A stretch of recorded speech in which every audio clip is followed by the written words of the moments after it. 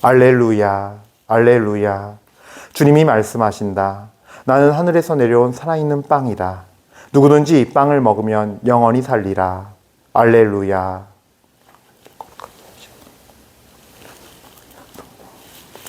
주님께서 여러분과 함께 또한 사제의 영과 함께 마르코가 전한 거룩한 복음입니다. 주님 영광 받으소서. 무교조 첫날 곧 파스카 양을 잡는 날에 제자들이 예수님께 스승님께서 잡수실 파스카 음식을 어디에 가서 차리면 좋겠습니까? 하고 물었다. 그러자 예수님께서 제자 두 사람을 보내며 이르셨다. 도성 안으로 따라가거라. 그리고 그가 들어가는 집의 주인에게 스승님께서 내가 제자들과 함께 파스카 음식을 먹을 내 방이 어디 있느냐 하고 물으십니다 하여라. 그러면 그 사람이 이미 자리를 깔아 준비된 큰 2층 방을 보여줄 것이다. 거기에다 차려라. 제자들이 떠나 도성 안으로 가서 보니 예수님께서 일러주신 그대로였다. 그리하여 그들은 파스카 음식을 차렸다. 그들이 음식을 먹고 있을 때 예수님께서 빵을 들고 찬미를 드리신 다음 그것을 떼어 제자들에게 주시며 말씀하셨다. 받아 먹어라. 이는 내 몸이다. 또 잔을 들어 감사를 드리신 다음 제자들에게 주시니 모두 그것을 마셨다. 그때 예수님께서 그들에게 이르셨다. 이는 많은 사람을 위하여 흘리는 내 계약의 피다. 내가 진실로 너희에게 말한다. 내가 하느님 나라에서 새 포도주를 마실 그날까지 포도나무 열매로 빚은 것을 결코 다시는 마시지 않겠다. 그들은 찬미가를 부르고 나서 올리브산으로 갔다. 주님의 말씀입니다. 그리스도님 찬미합니다. 참미예수님, 은요 1830 교회 여러분들, 오늘은 지극히 거룩하신 그리스도의 성체 성혈 대축일 미사입니다. 이 성체와 성혈은 사실 우리 성체 성사 미사의 중심이자 우리 어떤 전례의 우리 정말 하느님 백성의 이 전례의 정말 핵심이죠. 정점이고 하이라이트입니다. 왜냐하면 계시의 중심이 바로 예수 그리스도이시기 때문입니다. 계시의 중심은 예수 그리스도 그분께 향해 있고 성경에서의 여기서 계시는 일단 1차적으로 성경이죠. 성경에서부터 봤을 때 제1의 우리의 경전이자 그러니까 교리이자 제1의 계시는 성경에 있잖아요. 일단은 1차적으로 우리 가톨릭 교회가 성경과 성전으로 이 두 축으로 계시가 이루어져 있다 하지만 가장 중요하고 가장 어떤 기본이 되는 계시가 이 성경에서의 계시를만 봐도 예수님이 중심이시고 그 중심으로 구약과 신약이 있어요. 그리고 예수님이 중심이기 때문에 구약과 신약이라는 말도 생긴 거예요. 사실은 그래서 오늘 복음 안에서 볼 때 우리가 이 성체와 성혈 대축일을 지내는 거를 먼저 생각하기 이전에 구원의 역사도 사실 좀 알아야 돼요. 그래서 오늘은 그런 말씀들을 좀 전해드리려고 그래요. 사실 굉장히 중요한 어떤 기준이 되는 사건이 모세가 그 에집트를 탈출할 때 마지막 10번째 재앙이 내릴 때 그 날이 과월절이 됐고 그것이 시작이에요. 사실은 어떻게 보면 정말 이게 가장 예수 그리스도를 계시한 가장 중요한 사건 중에 하나고 가장 중요한 어떤 구원의 예형 중에 하나예요. 그래서 10번째 재앙이 내리기 전에 모세에게 말씀하시기를 이제 내가 이집트 땅에 있는 모든 마지들을 다 죽음의 천사를 시켜서 치리니 너희가 살려면 너희는 양의 1년 된 흠없는 양의 피를 문설주에 발라라. 그러면 천사가 그 문설주에 발라져 있는 피를 보고서 그 양의 피를 보고서 지나갈 것이다. 그래서 과월절은요 사실 패스오버의 개념이 있어요. 패스오버라는 표현을 써요. 영어로는. 그러니까 그것을 그냥 보고서 건너뛴다라는 거예요.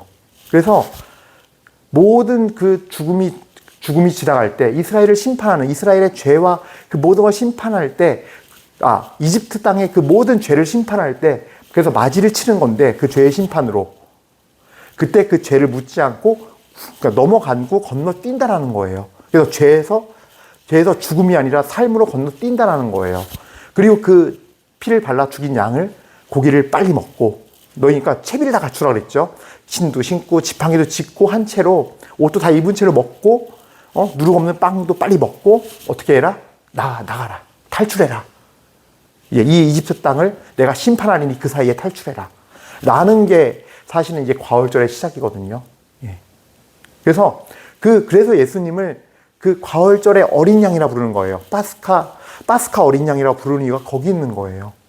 과거에는 구약에서는 그 이집트 땅을 빠져나올 때, 그래서 자유를 얻고 해방될 때, 그 자유와 해방이 단순히 이집트의 노예살이었다면은 이제는 예수님을 통해서 뭐냐면요, 예수님의 피로, 십자가상의 이 제사로, 예, 이 한 번의 죽으심으로써 영원한 효력을 지닐 뿐만 아니라 이 정말 예수님께서 흘리신 피와 물로 우리 죄를 다 씻으시고 당신 몸을 바쳐서 그 어린 양이 되는 거예요. 과월절의 어린 양이. 그리고 우리의 죄를 온전히 씻고 우리를 죽음에서 당신께서 부활하심으로써 우리 역시도 죽음에서 그냥 용서한 걸로 끝나는 게 아니라 우리도 부활해서 영원한 삶을 살게 하는 그 은총의 선물을 주는 사건이 바로 예수님의 십자가의 죽음의 사건인 거죠. 과월절의 어린 양, 파스카 어린 양이 되신 거죠.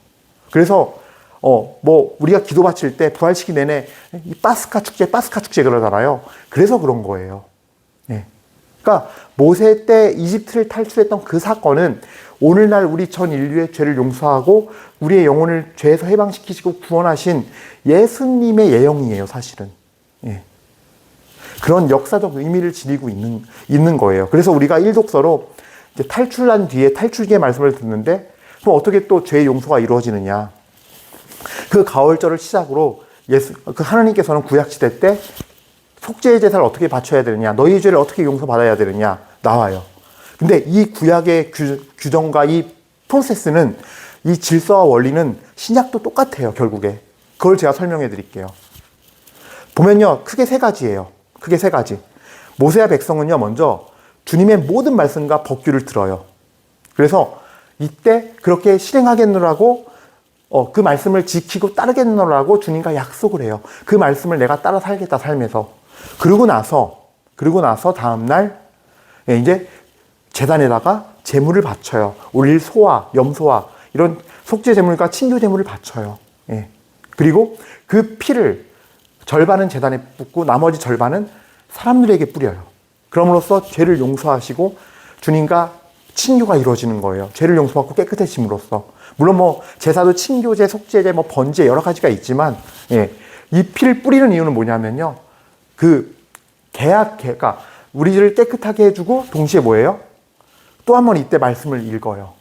계약의 책을 들고서 그것을 읽어 백성들에게 들려주었다. 그래요. 예, 사랑과 제단에 뿌리고 말씀을 읽고 다시 피를 뿌려요. 예.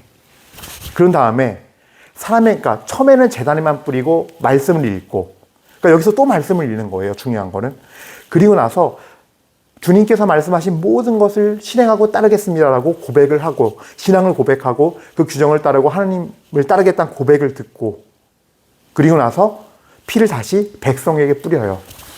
네. 이는 주님께서 이 모든 말씀대로 너희와 맺으신 계약의 피다라고 얘기해요.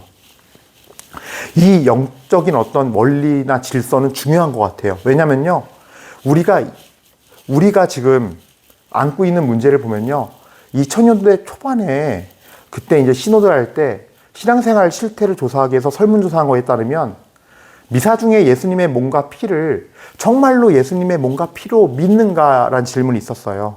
실체 변화를 믿는가. 그랬더니 60%가 그건 상징일 뿐이다. 그냥 예식을 통해서 상징으로서만 재현하는 것 뿐이다. 재현이다, 그냥. 이게 정말 이게 예수님의 몸, 이 피가 그냥 포도주가 아닌 예수님의 피, 이렇게 믿지 않는 거예요. 그래서 제가 그때 되게 신부님 어떤 그 강의 때 그런 말씀하시는 걸 듣고 되게 놀랬었거든요. 결과가 그랬던 걸 가지고, 물론 24년 전, 그 정도 됐지만, 20년이 지난 얘기지만, 제가 봤을 때 시간만 20년이 흘렀지, 별반 다르지 않을 것 같아요. 여러분들은 진정으로 사제가 미사 때 축성하는 빵과 포도주가 예수님의 몸과 피로 변화됨을 믿으십니까? 아마 이 질문을 받았을 때 믿지 않는 내 가족의 누군가가, 내 지인이 떠오를 수도 있어요. 그럼 우리는 생각해야 돼요. 이런 일이 왜 벌어지는 걸까? 저는 이 탈출기의 이 세 가지 프로세스, 예, 주님의 말씀을 듣고 그렇게 실행하겠다는 먼저 고백이 있고, 그 다음에 제물을 바치고, 제단에 피를 뿌리고, 또 한 번 또 고백을 해요. 말씀을 또 들어요. 그리고 그렇게 또 따르겠다, 팍. 그리고 피를 뿌려줘요. 그리고 하면서 이것이 너희와 맺는 계약이다 하고 돌아가는 거. 즉, 마지막 세 번째 말씀을 듣는 건 사실은 계약을 맺으면서 파견의 의미도 있는 거거든요. 그래서 이 순서가 지금 미사하고도 똑같아요. 예. 미사하고 똑같아요. 미사도 말씀의 전례가 있고 성찬의 전례 후에 파견이 있잖아요. 뭐냐면요. 이 들은 말씀을 파견 때는 그 복음을 따라 살겠고 복음 말씀대로 전하겠다고 서약을 한 거거든요. 근데 탈출기도 똑같은 여정을 거쳐요. 즉 우리가 왜 성체에 대한 믿음이 왜 성체와 성혈을 그 변화를 믿지 못할까에는요. 사실은 주님 말씀에 대한 믿음이 없기 때문이에요. 예. 주님은 말씀으로 세상을 창조하셨고 말씀으로 주 예수 그리스도께서 말씀이 사람이 되시어 하느님이 사람이 되시어 오셨어요. 다 말씀이에요.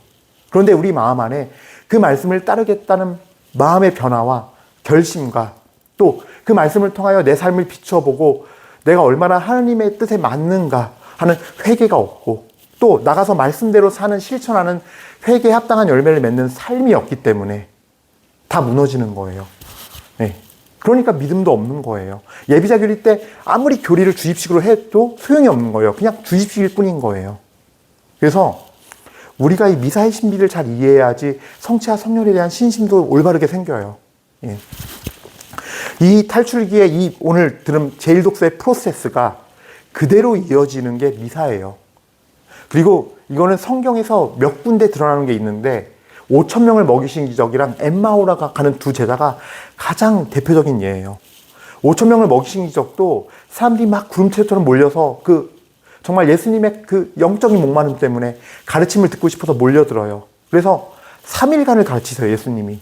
근데 이 사람들이 사흘간 굶으니까 그 다음에 빵의 기적이 일어나는데 중요한 거는 앞에가 말씀의 전례인 거예요. 그 사흘의 가르침의 시간, 복음을 가르치면서 그 말씀을 통해서 변화가 되고 그 증표로서 치유되는 사람이 있고 여러 가지 마귀가 나가고 여러 이적들이 일어나고 하나님 나라를 복음을 듣게 되고 그 기간 동안 그러고 나서 이들이 집에 가다가 쓰러질 것 같은데 배가 고파서 먹여야 되지 않겠냐 하면서 예수님 먹이는 사건, 이게 바로 하나의 성찬의 전례의 예시예요. 즉 말씀이 있었고 그 말씀을 통해서 사람들이 깨닫고 변화되고 마음이 열리면서 이 빵의 기적이 일어나는데 이 빵의 기적은 바로 당신께서 떼어주실 생명.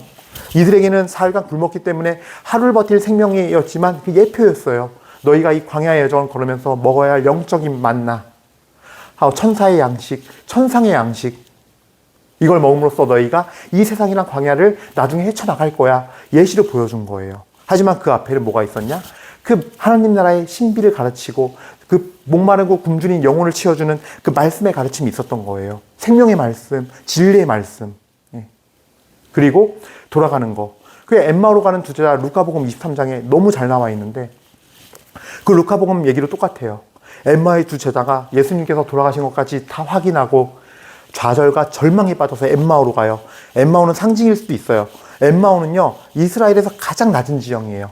나락으로 간다는 얘기예요. 그 영혼이 계속 절망과 좌절, 그 실패에 대한 우울감으로 떨어진다는 거예요. 실패했다 느끼고 예수님을 잃어버렸다. 모든 게 끝났다. 희망도 없고 소망도 없어요. 그 가는 엠마오라는 그 가장 낮은 곳으로 가는데 그 영혼이 나락으로 점점 밑으로 떨어지는 거죠. 바닥으로. 그때 예수님 만나요. 그래서 예수님 너네 뭐하고 있니? 무슨 얘기를 그렇게 하니? 하면서 대화가 시작되는데 그 제자들의 말을 듣고 구약의 예언서들의 말씀을 풀이해주면서 하루를 걸어요. 그리고 이제 같이 해가 졌으니 날이 저물었으니 같이 저희와 머무르십시오라고 제안을 해요. 2명의 제자가.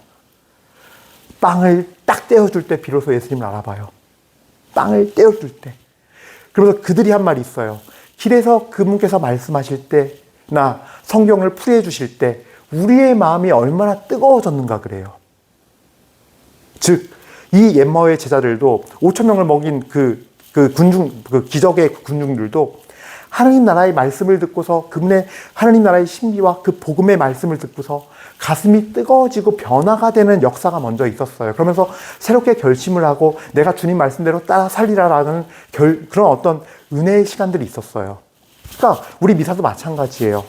여러분들 이게 성체와 성혈이 그리스도의 몸이며 피임을 믿고 싶으세요?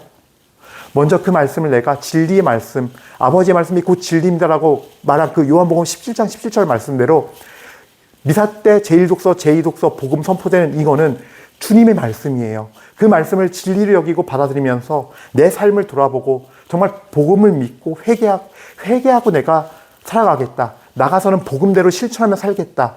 그래서 내가 열매를 맺고 회개에 합당한 열매를 맺으리라.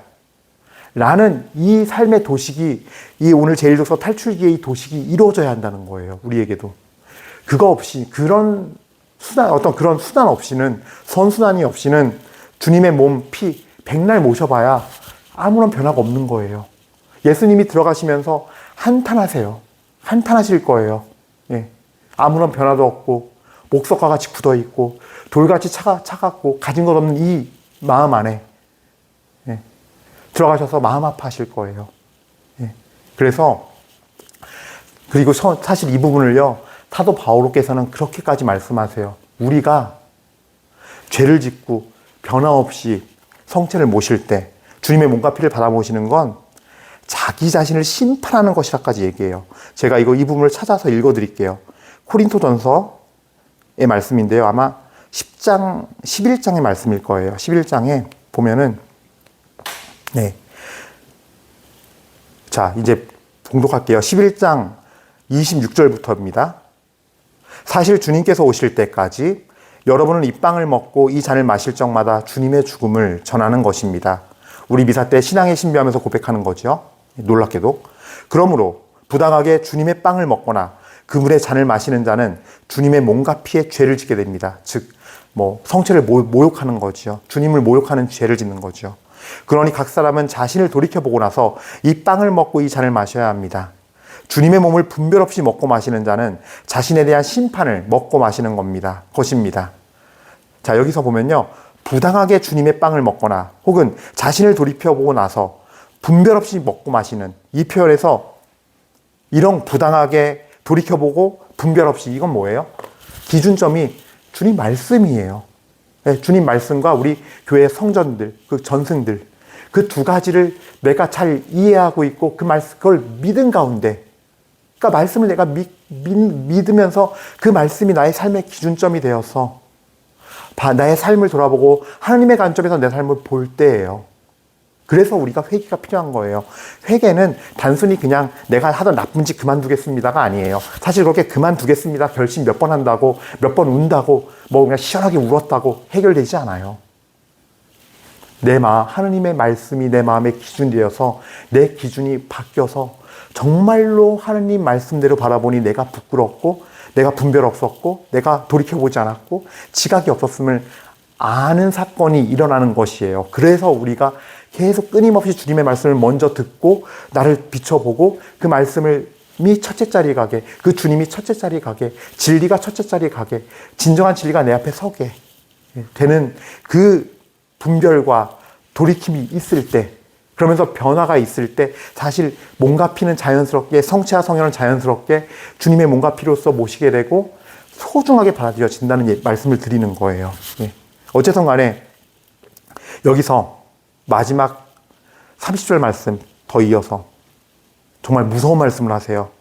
그래서 여러분 가운데 몸이 약한 사람과 병든 사람이 많고 또 이미 죽은 이들도 적지 않은 것입니다. 우리가 자신을 잘 분별하면 심판을 받지 않을 것입니다. 라고 말씀하세요. 즉 우리가 성체 성혈을 모시기 전에 이미 그래서 미사 때 말씀의 전례를 말씀의 식탁이라 표현하거든요. 그러니까 말씀을 먹는 자리예요. 말씀의 식탁이란 표현을 써요. 말씀의 전례를. 왜 그러겠어요? 먼저 이 말씀을 받아들이고 내가 이 말씀을 양식으로 삼아서 정말 시편 그 18장의 말씀처럼 주님의 말씀은 꿀송이보다 더 달아서 나를 새롭게 하고 변화시키고 깨끗하게 하고 그렇게 되는 그 말씀의 식탁의 자리에 와 있어야 되는데 그럴 때 우리 안에 믿음이 서고 올바른 분별력이 서고 내 영의 눈이 밝아지면서 귀가 열리면서 듣게 되면서 주님을 맞이하고 주님의 말씀을 듣게 되면서 변화가 생기는데 그 변화가 있느냐는 거죠. 예. 그러니까 성취와 성혈이 예수님의 몸이 아니라고 느끼는 사람은요, 사실은 주님과 그만큼 멀리 있기 때문이에요. 불행하게도. 예. 그래서 여러분들이 이런 사실, 영적인 이런 기본 원리들을 알고서 왜 성취와 성혈에 대한 신앙이 왜 없는 걸까도 생각해 보셔야 되고, 또 그런 믿음이 있는 사람은요, 이런 원리들을 잘 이해하고서 설명을 해드려야 돼요. 그래서 믿음의 길로 그들을 초대해야 돼요. 안 받아들이면 그 사람의 탓이고 어쩔 수 없이 그 사람의 몫이지만 그 대가의 또 책임도 본인이 져야 되지만, 예. 믿음 없이 모시는, 무분별하게 모시는 이 성체 성혈은 결국 이미 그 자체로 자기 자신을 심판하는 무서운 행위라는 거죠. 그래서 내가 죄를 졌는데 사람들이 막 다 나가는데 나 혼자 앉아있으면 굉장히 쪽팔리겠지 하면서 그러니까 난 나가서 모시고 다음에 성사 봐야지 하는 것도 하지 마세요. 내가 명확하게 죄를 인식하고 있고 이거 고해성사 반드시 봐야 되고 내가 회개해야 되는 죄면 앉아 계세요. 그냥 한순간 쪽팔린 게 나아요. 그리고 어차피 아무도 기억 안 해요. 정말로 진실을 제가 얘기하는데 아무도 기억하지 않아요. 그 앉아있는 거. 그렇게 해서 관계 안에서 주님을 속이려고 하지 마시고 자기 자신을 심판하지 마세요. 그거는 믿음을 내가 모심으로써 구원을 얻는 게 아니라 모심으로써 구원에서 멀어지는 거예요. 멀어지면 어디로 가는 거예요? 심판으로, 지옥을 향해 가는 거예요. 그래서 교회에서 모형 성취하지 마라. 그리고 뭐예요? 죄 있으면 성체 모시지 말고 성사 봐라. 성체 모시지 말고 성사 봐라 하는 게 거기에 있는 거예요. 이 고린토전서 11장 26절 이하 31절까지의 말씀을 바탕으로. 예. 너무 무섭잖아요. 바울 사도께서 명확히 말씀하세요. 몸이 아프거나 병들거나 이미 그래서 적지 않은 사람이 죽은 거라고. 심지어 육신까지 그렇게 된다는 거예요. 예. 저한테 항의하지 마세요. 이거는 사도 바오로의 말씀이고 교회는 이 바오로의 말씀을 정경 제1계시 성경 안에 넣었어요. 이 말씀 진리이다. 이건 진리이다. 라고 하면서. 그러니까 제 말에 불만이 있으면 하나님한테 따지세요.